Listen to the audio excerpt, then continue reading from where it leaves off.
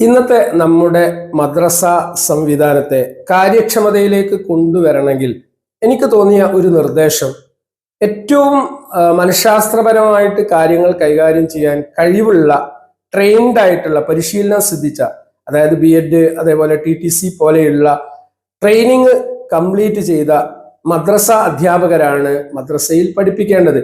അവർക്ക് മാത്രമേ ഇന്നുള്ള ആൽഫ ജനറേഷനിൽപ്പെട്ട കുട്ടികളെ എങ്ങനെ കൈകാര്യം ചെയ്യണം, അവരിലേക്ക് കാര്യങ്ങൾ എത്തിക്കണം എന്ന് അറിയുകയുള്ളൂ. എന്നാൽ പലപ്പോഴും മദ്രസയിൽ ട്രെയിൻഡ് അല്ലാത്ത, പരിശീലനം സിദ്ധിക്കാത്ത അധ്യാപകരാണ് കാര്യങ്ങൾ കൈകാര്യം ചെയ്യുന്നത്.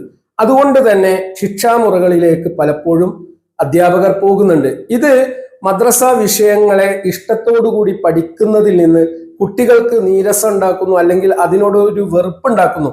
കാരണം മതപരമായിട്ടുള്ള മൂല്യങ്ങൾ കുട്ടികൾക്ക് കൈമാറണമെങ്കിൽ ഓരോ അധ്യാപകനും ഉണ്ടാവേണ്ടത് ആ ഒരു നിഷ്കളങ്കതയും ആത്മാർത്ഥതയുമാണ്.